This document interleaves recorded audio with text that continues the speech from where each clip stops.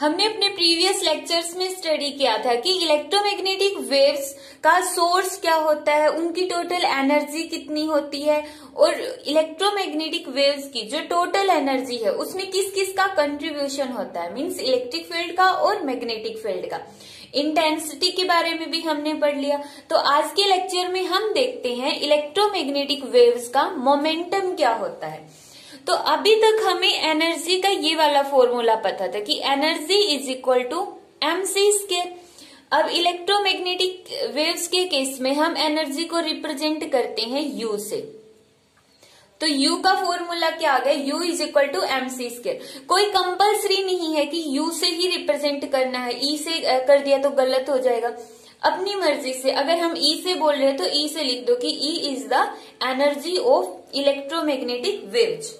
अब एनर्जी का फॉर्मूला तो ये होता है और मोमेंटम का फॉर्मूला क्या होता है, momentum is equal to mass into velocity. तो इसका मतलब यहां पर हम क्या लिख सकते हैं, mc क्रॉस c। मास और वेलोसिटी के को दो बार लिख लिया हमने, स्क्वायर है तो mc की जगह क्या हम p लिख सकते हैं, तो p क्रॉस c। क्रॉस का मतलब क्रॉस प्रोडक्ट नहीं है, यहाँ पे सिंपल मल्टीप्लीकेशन है। तो यहां से हम निकालना चाहते हैं मोमेंटम ऑफ इलेक्ट्रोमैग्नेटिक वेव्स। तो मोमेंटम का फॉर्मूला क्या होगा, यहां से P is equal to U divide by C। ये आ गया हमारे पास momentum of electromagnetic waves. Electromagnetic waves का जो मोमेंटम होता है उसका फॉर्मूला।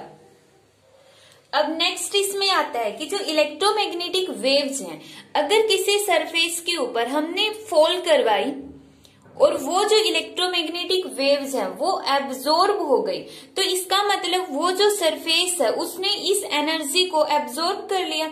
तो इस एनर्जी ने, मींस इस इलेक्ट्रोमैग्नेटिक वेव ने इस सरफेस को कितना मोमेंटम दिया है, उस मोमेंटम का फॉर्मूला होगा U by C, energy divide by C।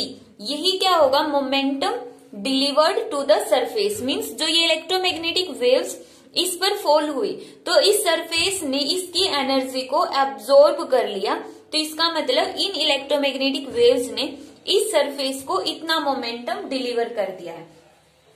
और अगर इलेक्ट्रोमैग्नेटिक वेव्स कंप्लीटली रिफ्लेक्ट हो जाती है, रिफ्लेक्ट होने का मतलब अब वापिस आ जाती है रिफ्लेक्ट होकर, कंप्लीटली या टोटली, मीन्स कोई भी थोड़ी सी भी एनर्जी है या लाइट है वो एब्जॉर्ब नहीं होती है, तब क्या पॉसिबिलिटी है, तो उस टाइम पे मोमेंटम का चेंज कितना होगा, मोमेंटम का चेंज वहां पर होगा, मोमेंटम का चेंज कितना होगा 2p। अब ये 2p कहां से आ गया, देखो p ये जो वेव है जब इस सरफेस के ऊपर फॉल होगी तो इसका जो मोमेंटम है वो होगा p। अब रिफ्लेक्ट होकर गई तो इसका मोमेंटम कितना हो गया -p। और मोमेंटम के अंदर चेंज क्या लिखेंगे हम, मोमेंटम के अंदर चेंज लिखेंगे final momentum minus initial momentum. तो फाइनल माइनस इनिशियल तो कितना हो गया -2p। अब यहाँ पे नेगेटिव साइन सिर्फ डायरेक्शन शो करता है कि हम रिफ्लेक्शन के बाद जो डायरेक्शन है वो अपोजिट हो गई है इंसिडेंट के कंपैरिजन में, तो इसलिए हम नेगेटिव साइन छोड़ भी सकते हैं। तो जब रिफ्लेक्ट हो जाएगी टोटली तो उस टाइम पे मोमेंटम के अंदर कितना मोमेंटम चेंज आया, कितना मोमेंटम उसने डिलीवर किया, वो होगा 2U बाई C। तो ये तो था मोमेंटम की जो इलेक्ट्रोमैग्नेटिक वेव्स है उनके अंदर मोमेंटम होता है। ठीक है, अब हम देखते हैं radiation pressure. Radiation pressure, radiation pressure क्या होगा, force exerted by the electromagnetic waves on unit area of surface. अब जो इलेक्ट्रोमैग्नेटिक वेव्स हमने स्टडी की है उन इलेक्ट्रोमैग्नेटिक वेव्स का मोमेंटम भी होता है और उनकी खुद की एनर्जी भी होती है। एनर्जी U और मोमेंटम कितना है U बाई C।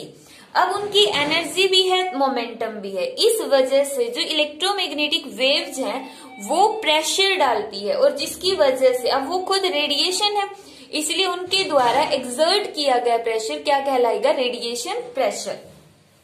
अब प्रेशर का फॉर्मूला क्या होगा, रेडिएशन प्रेशर का फॉर्मूला होगा फोर्स डिवाइड बाई एरिया अब न्यूटन के सेकेंड लॉ के अकॉर्डिंग फोर्स किसके इक्वल होता है? Change in momentum divide by time. यही होता है change in momentum divide by time. तो यहाँ पे फोर्स की जगह हम लिख देंगे चेंज इन मोमेंटम और डिवाइड बाय टाइम। डिनोमिनेटर में एरिया पहले से ही है तो एरिया को हमने एज इट इज छोड़ दिया है। अब जो रेडिएशन प्रेशर है उसको हम रिप्रेजेंट कर लेते हैं P से। मोमेंटम के अंदर चेंज, मान लिया मोमेंटम के अंदर, लेट अस सपोज करने की मोमेंटम के अंदर चेंज है P, टाइम है T और एरिया है A। ये एरिया A हो गया। अब यहाँ पे चेंज इन मोमेंटम की जगह डेल्टा P भी मान सकते हैं, टाइम की जगह डेल्टा T भी मान सकते हैं कि कितने टाइम के अंदर हम प्रेशर देख रहे हैं कि उस रेडिएशन ने कितने, कोई भी टाइम इंटरवल है उस टाइम इंटरवल के अंदर उसने कितना प्रेशर एक्सर्ट किया है। तो यहाँ पे मोमेंटम होगा। मोमेंटम की जगह हम ये भी लिख सकते हैं एनर्जी बाई टाइम, तो U by C A delta by T। अब इसको C को अगर हम अलग से लिख लें तो ये फॉर्मूला हमने कहाँ पे पढ़ा था? U बाई A और डेल्टा T, ये हमने कहाँ पे पढ़ा था? इंटेंसिटी के अंदर। इंटेंसिटी क्या होती है? Energy per unit area per unit time. इसको हम इंटेंसिटी बोल देते, जो हमने इसके प्रीवियस लेक्चर में स्टडी कर लिया है।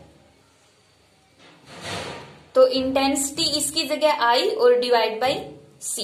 ये हो गया रेडिएशन प्रेशर का formula, I by C, intensity divide by speed of electromagnetic waves.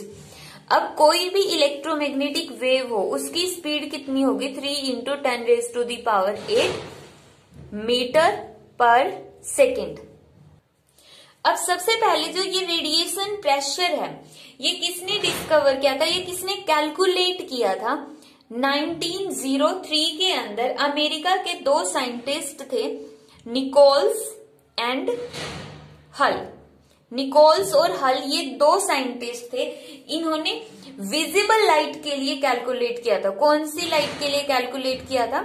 Visible light के लिए रेडिएशन प्रेशर कैलकुलेट किया और इसकी वैल्यू आई थी 7 × 10⁻⁻6 न्यूटन पर मीटर स्क्वायर। तो ये था रेडिएशन प्रेशर।